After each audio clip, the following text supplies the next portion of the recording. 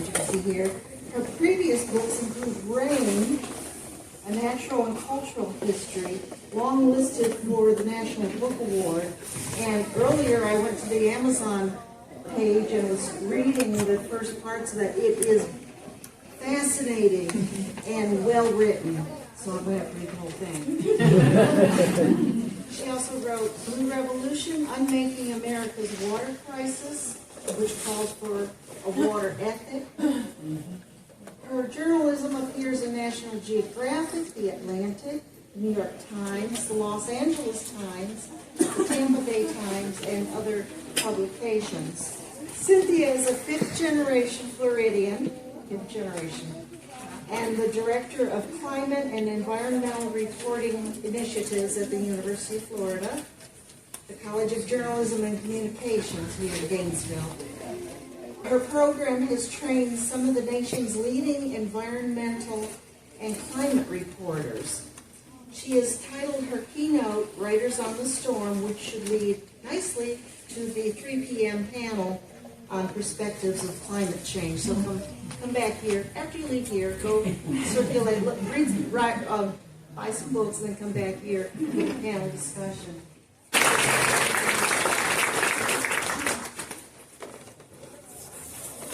Good afternoon.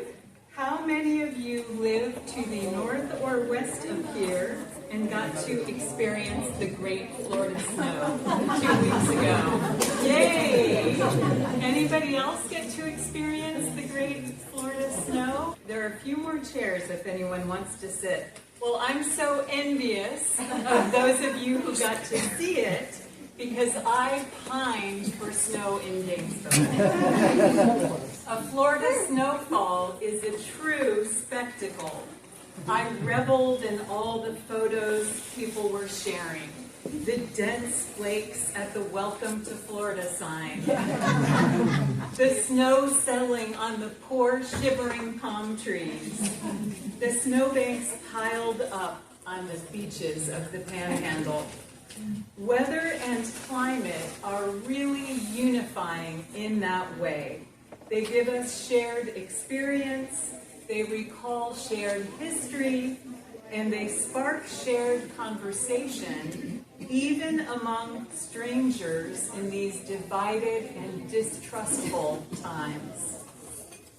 This has always been true in literature, and even long before the written word.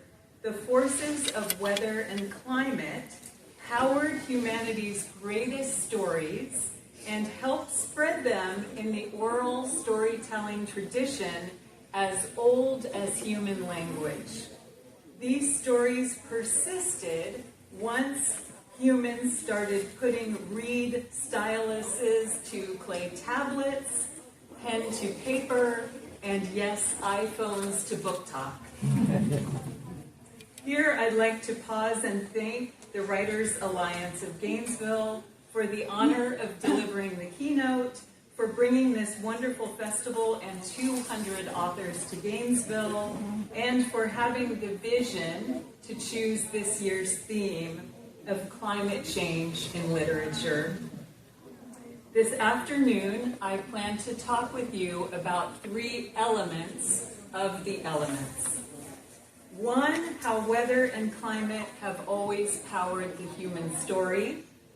2, how weather and climate inspire us as writers. 3, I'll talk about how today's climate writing can help audiences make sense of our chaotic world and help readers imagine the future. That might mean dreaming the future we want our children and grandchildren to inherit, and it might mean conjuring the one we would fight to help them avoid. So some of the earliest human stories passed down and then put to stone and then paper framed the immoral fall of humanity through climate disasters. They gave us benevolent heroes with relatable flaws. These were people we could emulate. Among the earliest surviving works of literature, the Epic of Gilgamesh tells a flood story very close to the one in the Bible. It has the forewarning that the gods will send a great flood across the earth. It has the hand-picked survivor who builds a wooden ark to save the animals. The landing on a mountain, the dispatch of a swallow, raven, and dove to find land, and even the final promise that the gods would never again sink humanity into watery chaos. Given what we know about climate change, that promise was apparently misinformation. Similar flood epics made their way across the world and time. In Hindu lore, Brahma turns into a fish to warn his son Manu, the first man, of worldwide flood. Manu builds a large boat and gathers seeds from all life. When everything is wiped out, he makes an offering to the gods, who then produce a beautiful woman with whom he parents a new race. A Babylonian version was known to the Canaanites. Fragments of this story have been found in central Turkey in the Royal Library of the Hittites, who are believed to have transmitted it to the Greeks. The stories merge in Greek mythology, where Zeus becomes so disgusted with humankind, he unleashes a tremendous flood to wipe out almost everybody. Only ark-building Deucalion and his wife Hera are saved. The Aztecs had their flood story, only people weren't killed but turned into fish. The Buddhists had theirs, in which wise preppers survived and foolish partiers died. And so it went around the world, including in Native American lore. On our continent, Ojibwe legend said that the Great Spirit, unhappy with man, created a killer flood, survived by a spirit human who built a raft of floating sticks and shared it with animals. They helped him build the new world on the back of a turtle. Modern scientists link these flood myths to actual events, including great floods unleashed during worldwide warming and rising seas at the end of the last ice age about 12,000 years ago, which also marks the beginning of the modern climate era. So human ancestors living in those watery times passed down the memory in oral stories. Retold for millennia, they became cautionary tales and colorful legends. Now they're scientific clues. Around the world, sediment cores ground truth the tales of disappearing coasts and ancient lands turned into islands. Scientists and historians call these stories geomyths, legends that encode true information about geologic history. Given Earth's tempestuous history, how do scientists know that modern climate change is human-caused? Today's warming is happening far more quickly than any other warming in human history. Scientists know by poring deep into ocean sediments, glacial ice, and sedimentary rocks.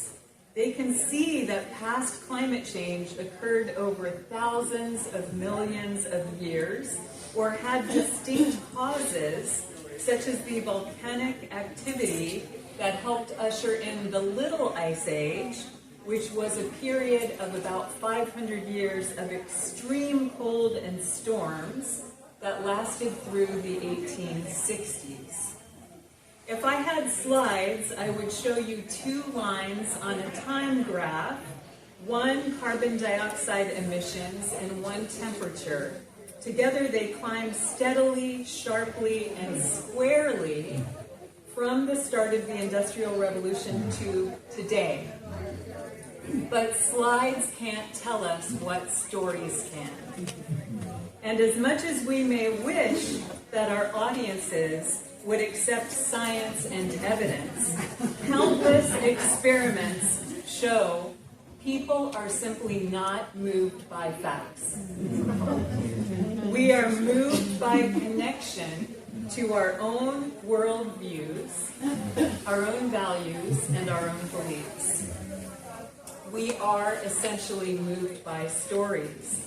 And climate, as such a powerful force in human history, has also powered some of the most classic stories in our own literary tradition. Mary Shelley's Frankenstein is one of the many inspired at least in part by the climate of the Little Ice Age.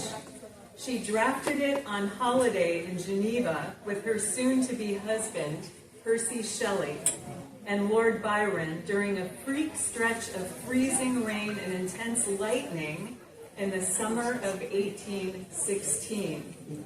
It was the coldest summer ever recorded in Europe. The eruption of Indonesia's Mount Tambora the year before had dimmed the sun and brought what's known as the year without a summer.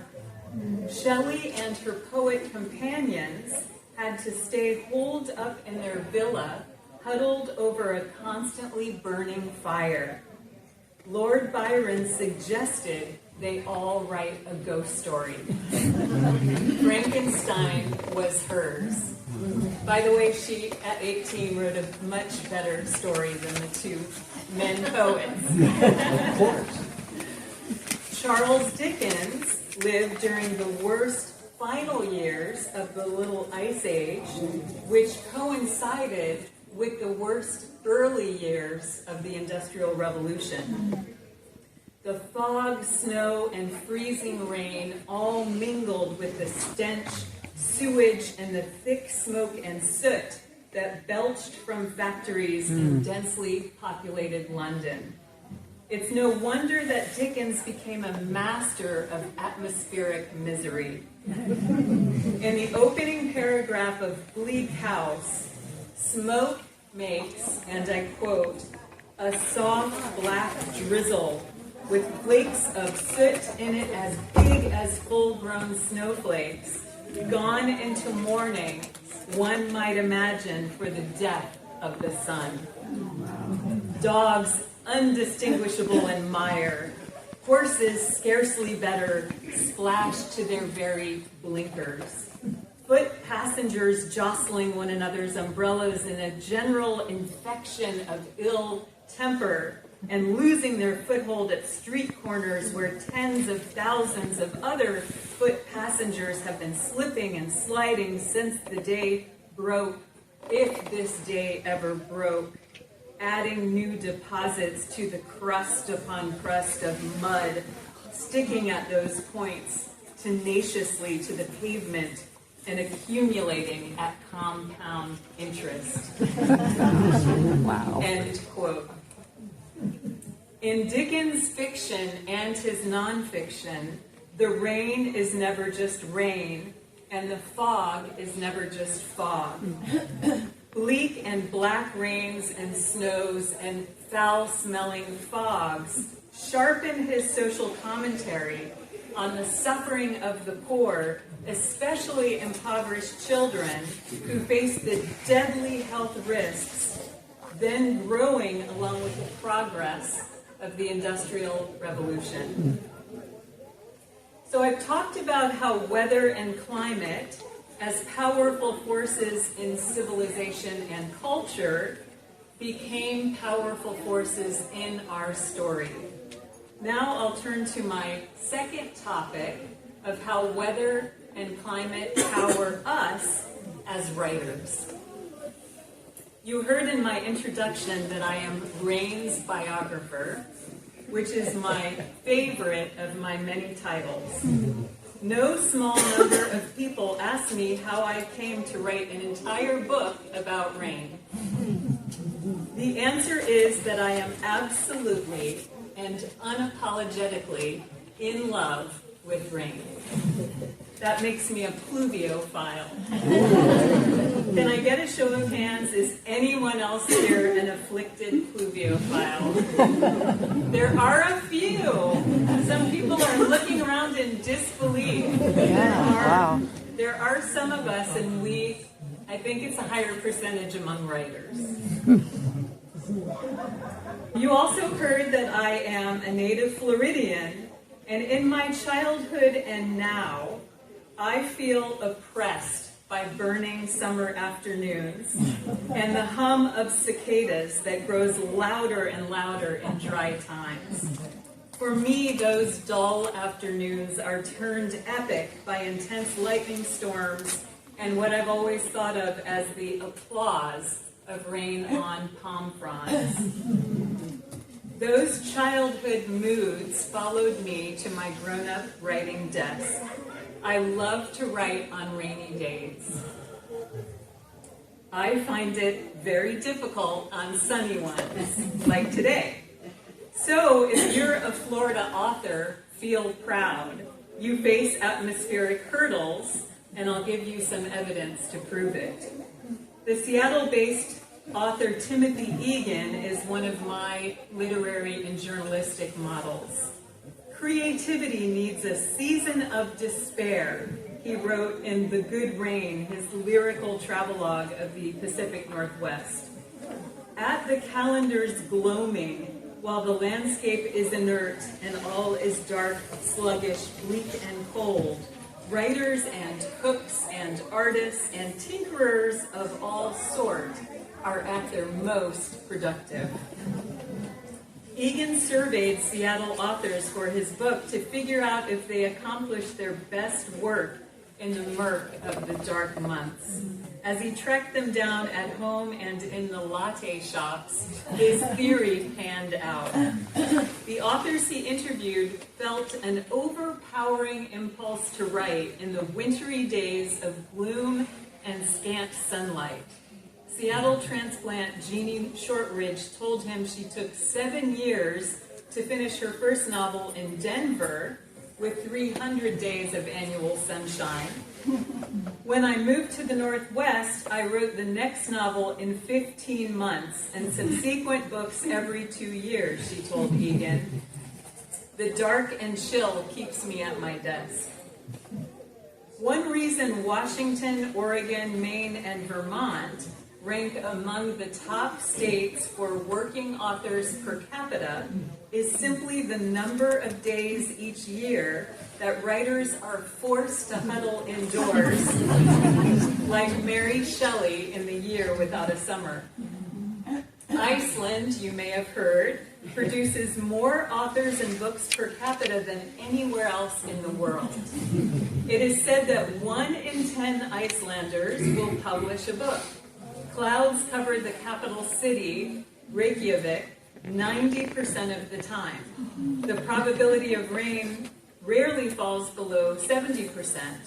The cozy national pastime of reading and writing, you can even buy books at the gas station, dates to the 13th and 14th centuries, when unknown authors put the famous Icelandic sagas to paper during an otherwise dreary, baroque, and isolated time in the country's history.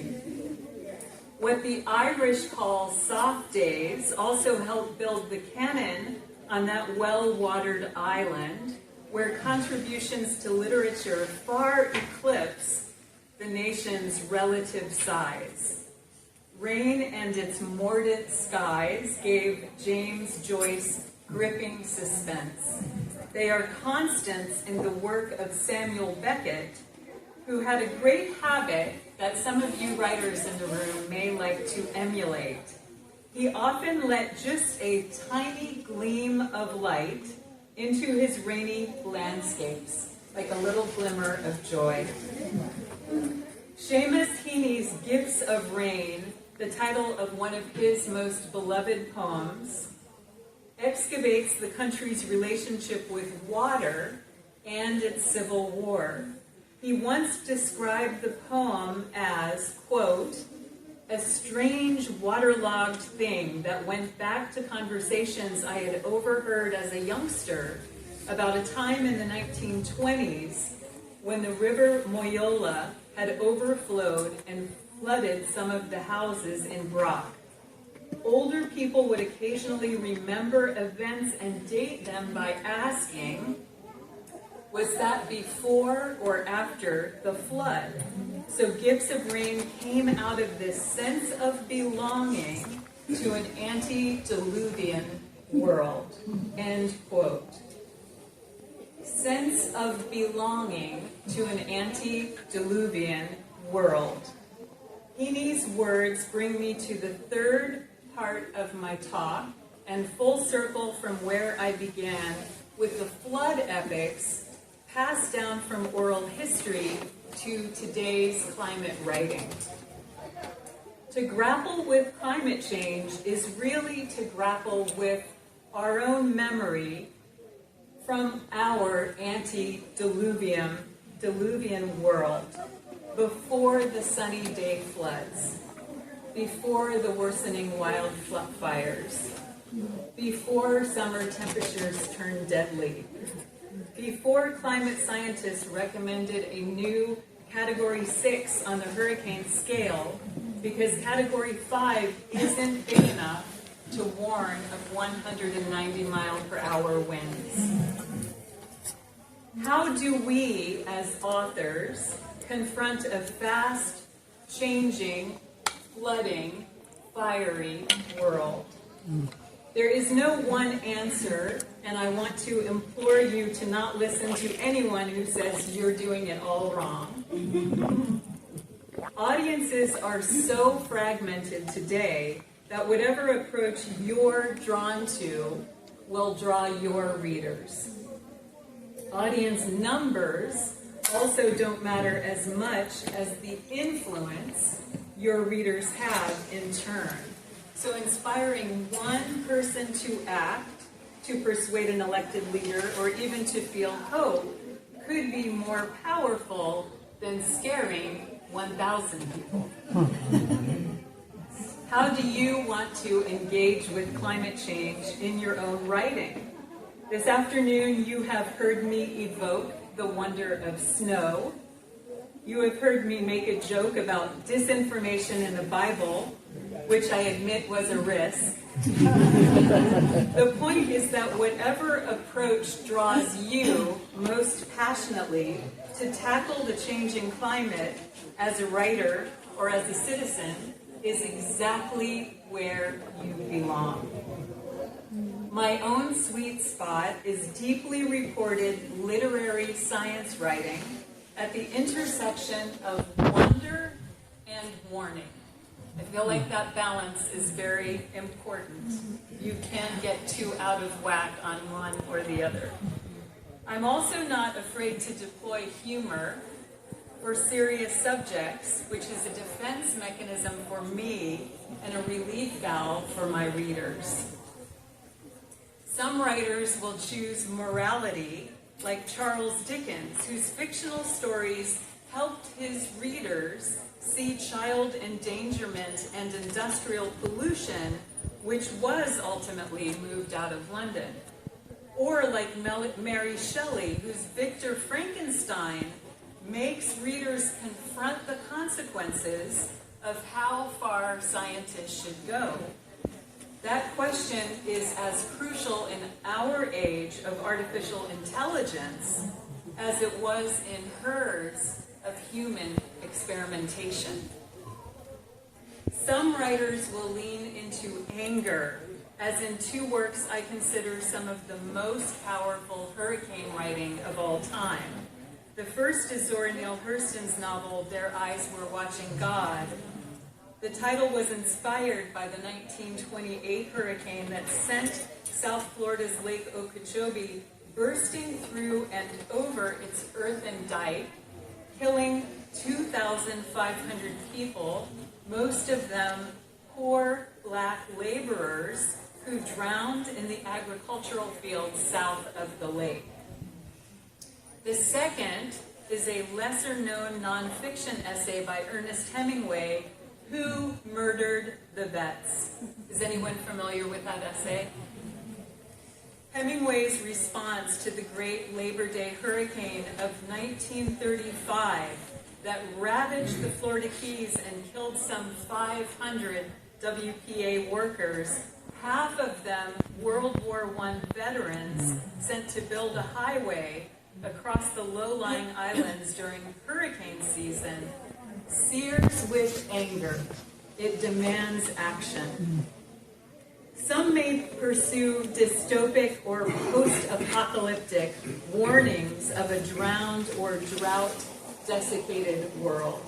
The conventional wisdom advises us to avoid doomerism as writers, but there is little question, especially in the hands of the late Octavia Butler or Florida's Jeff Vandermeer, that this genre of climate fiction can be spectacularly readable and wildly popular with readers. My own hope is that more of us will grapple with the future we want to see. In my field, this is sometimes called solutions journalism. In speculative fiction, it is sometimes called utopianism. One of our most acclaimed living science fiction writers, Kim Stanley Robinson, made his name writing about humanity's future in outer space. Robinson now expresses regret that his books, particularly his Mars trilogy, helped fuel tech billionaires' ambitions to explore space, rather than laser focusing their attention on the climate crisis we face on our own home planet. Robinson has now brought his fabulous imagination back to Earth and fixed it on solving climate change. His Ministry for the Future lays out a path for humanity that narrowly averts biosphere collapse, raising the possibility of a near future marked by what he describes as human accomplishment and solidarity. Those themes are challenging in a time when common cause feels elusive. But when we seek solidarity, we turn to books. Robinson told the New York Times that as utopian greats like Ursula K. Le Guin have died, not enough new writers are moving into that space. I am not sure that I buy that. I suspect that there are writers in Reykjavik and at this conference working through what Robinson calls a tool of human thought to, quote, shape people's conception of what's possible. The conception of what is possible. I think that is what politics does really poorly. Politics encourages us to mindlessly agree with sides and their slogans, which then creates unnecessary antagonism, even among neighbors, co-workers, or relatives who we love. Literature and books are different. Climate and weather are different.